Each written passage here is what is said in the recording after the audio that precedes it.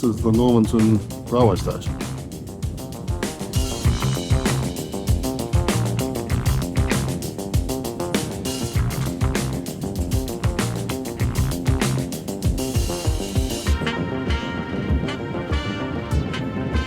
This is the Gulflander train from 1931, I think it was.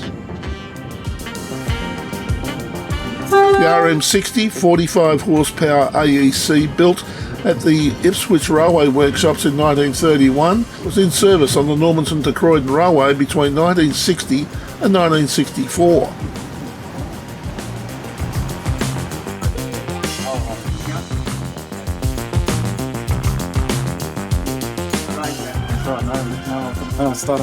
AEC, eh? Gee whiz. So what's the gauge for? Heat, temperature. Temperature gauge? Not much good in there if you're in the driving from inside. No, so you got to let's just point that one out.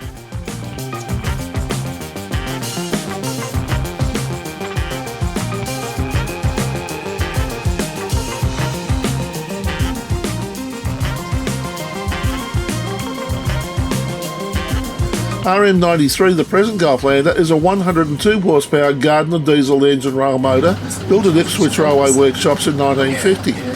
It arrived in Normanton in 1982. The name Gulflander was painted on the sides by 1987. Welcome aboard the Gulflander, everybody. How are you?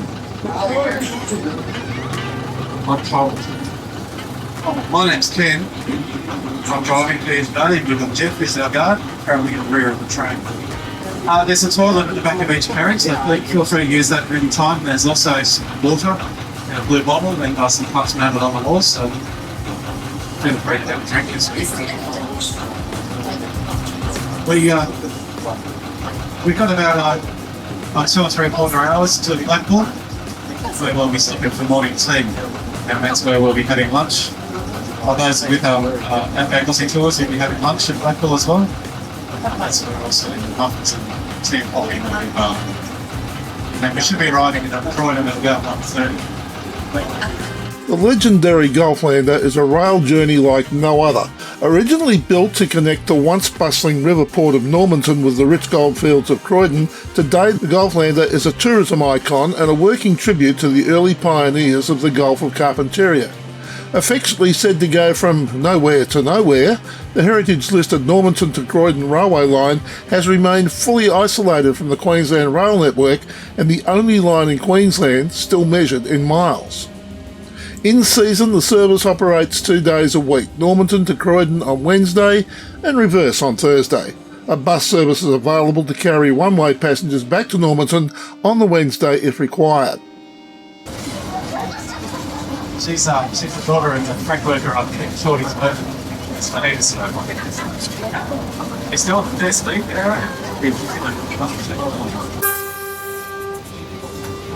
Now here we are at the 4 Mile Triangle.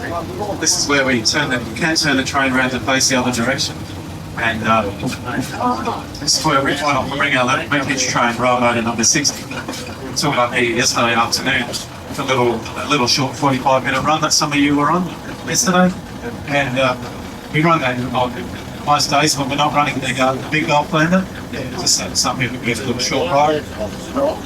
It hasn't run in Croydon, that old rail motor, since 1964. It's 80 years old next year, and it's quite a unique little vehicle. It's more like a bus on railway rail. It's a little bit old to be going all the way to Croydon. This is now the 3rd biggest club on record. That brown band around the middle of the post on the right there is the 1991 floodlight. This is starting to go into the water now. 2009 was halfway between that brown band and the top of the post. So we'd be underwater by now, thereabouts. And for 1974, that flood, most of Queensland and New South Wales was underwater. That was another 3 metres over the top of that post. And we just closed the windows on those days. A couple of agile wallabies popping around us at the moment. Very common in the area, with the fact of the sea. Very good.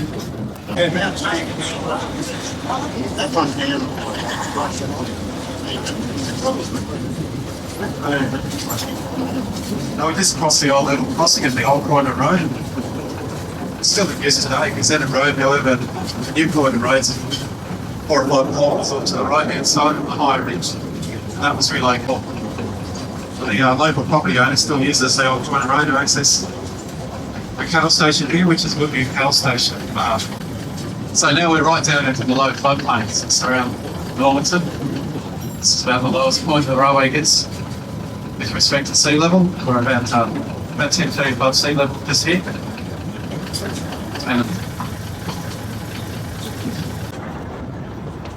nice bit of a route just a bit earlier. Number is still quite red. But this railway line here, it's quite unique.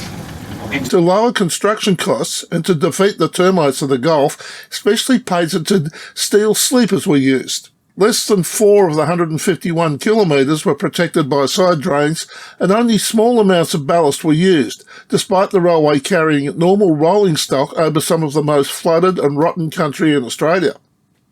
The sleepers were packed with earth when they were laid, giving extra weight and stability, and the rails were bolted to the sleepers, which meant they could not move nor work loose in the same way as dog spikes used in timber sleepers. In flood time, the water simply passed over the top. Except for the cost of the steel sleepers, which were more expensive than timber, it was an exceedingly cheap method of construction suitable for light traffic frontier lines. Just on the left here, you can see it on Kingswood or something, rusting away in the salt. They'll take your car, your boat, your trailer, mother-in-law, children. It's not half a bad thing, really. I'll go to strike a deal.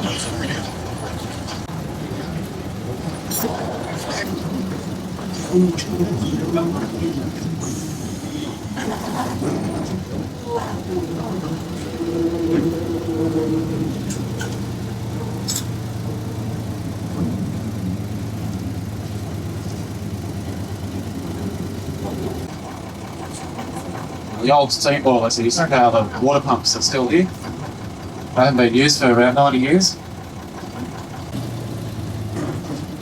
And just here on the left is a picnic spot on the railway reserve that we sometimes bring the train to. We came down here on Monday for a community trip with the local school and the aged persons home. And just stopped out here for a little while and had a bit of a look around, play a few games, that sort of thing.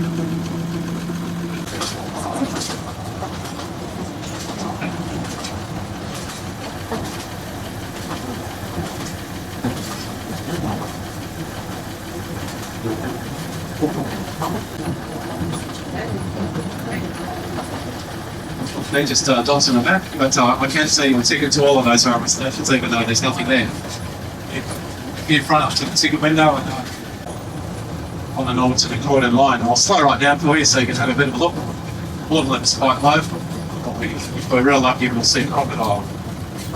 Pretty cagey though. They tend to get to themselves, but we might see one.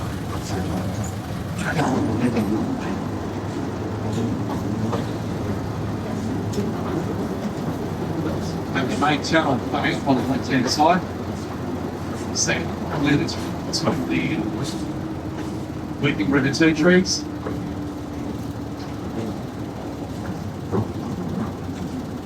And then The Norman River. on the right's the old causeway of the old Croydon Road. The bridge was built after the 74 flood, where they're out to the right. This river is still tidal, even though it's 110 kilometres or so from the mountain Barumba. So it snakes its way up to the Northern Gardens area.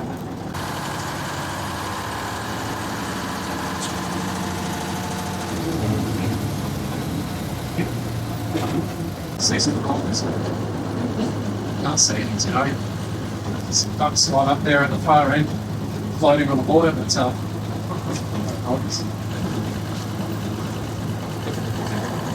rebuild this triangle for the charter services, and they came down here for a few weeks.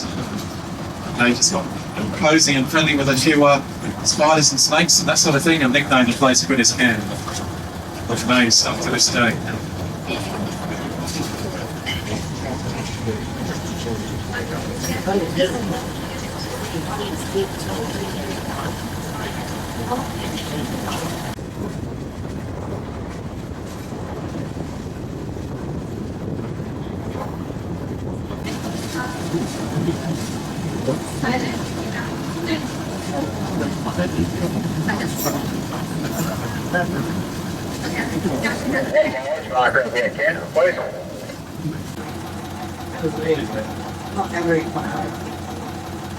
I'll slow down for you.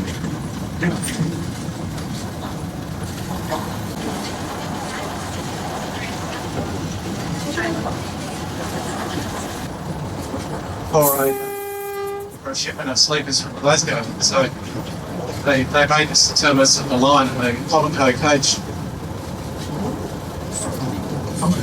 used to meet the train here and it would go back to Normanton. There used to be a big turning triangle here and a big old cast iron water tank. Low down, but people drive the rail motor so fast. I think that is it.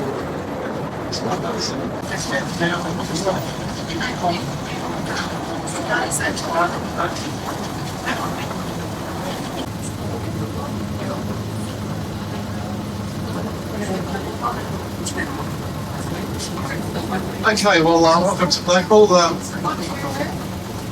Enjoy yourselves, and we'll be off in about half an hour's time.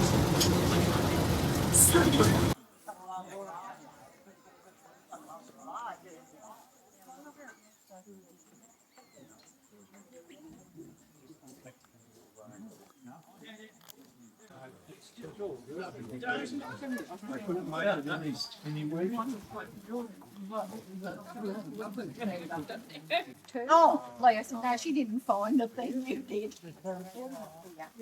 I went there.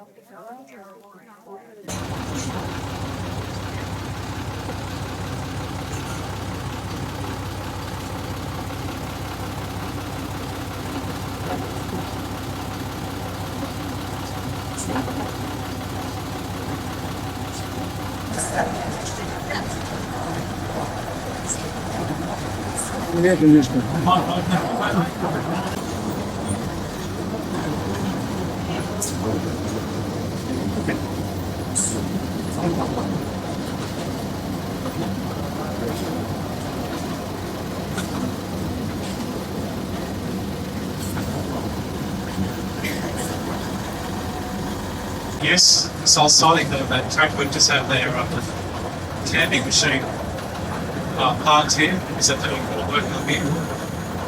It's probably up on the right hand side. And so the big yellow machine on the right there is that's used to pack the soil nice and firm in underneath it. Remains of an old shipping container, a couple of old wagon axles. That's what remains of the old timber cutters camp. Like in and out here in 76.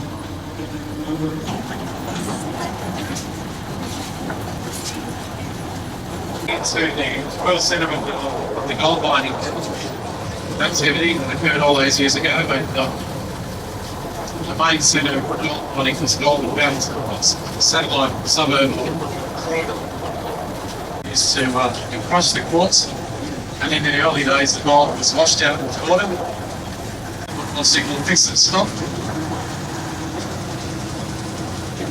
Normally I have to stop there and read through the officer in charge, Croydon Yard to get permission, but once it's set in, the permission taken.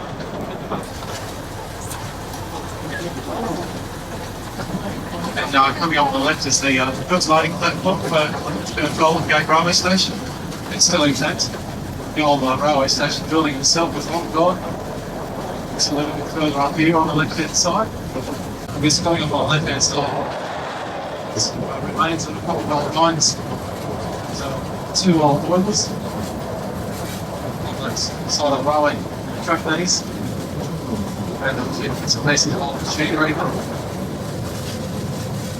All been in place since the old mining days. Finished years and years ago. They seem fairly relaxed and nothing to get them over the left hand side, eh? They go.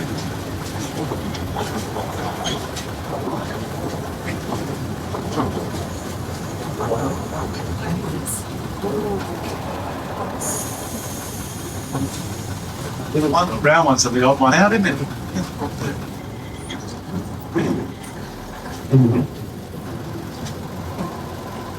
It's pretty relaxed. Pretty busy. Not worried at all. Must remember. I'll leave it starting later now, so I'm going to get about the second year. It's going to be a slow climb up to the hill.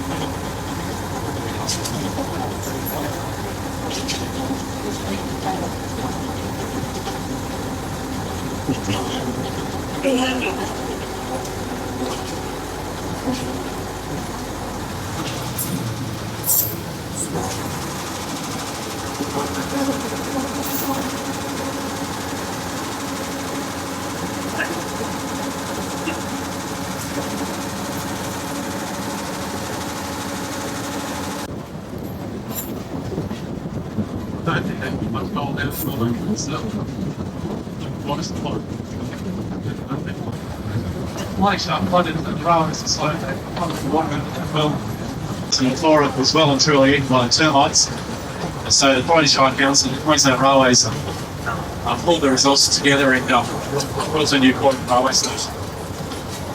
We have a couple of old freight wagons on the left-hand side, and then after that is the slab. The old wood shed, old steam locomotive shed used to be on the right. Prior to hand operating freight wagon on the old wood shed, so it's still functional.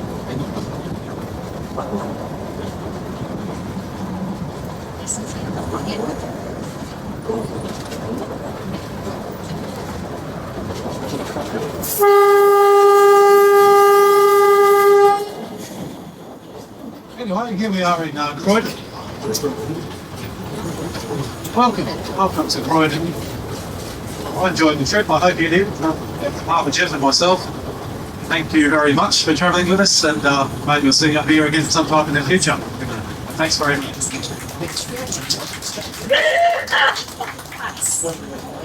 Chris Werman there on the left, he's got the bus here for anyone who wants to get the bus up the road. Got some heavy luggage. He's the man there with the beer.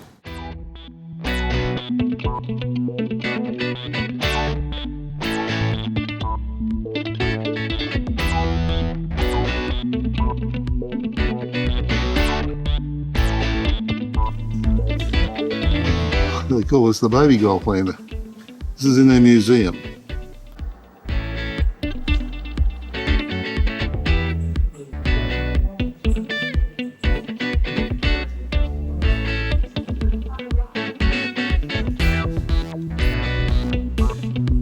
This is an old diesel fuel pump. It's got the price on it, 25 cents per gallon.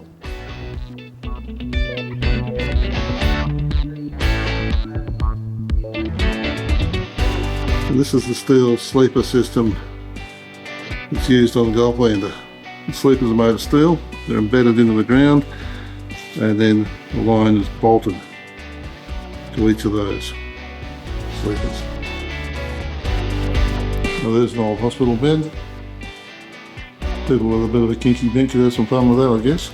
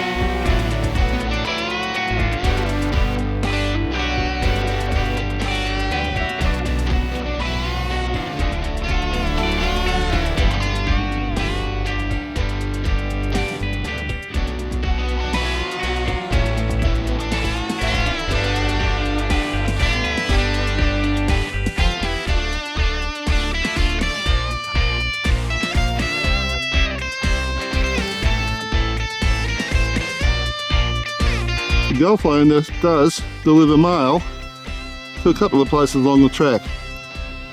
And this is the Hayden Express. They actually do drop mail off into that mailbox.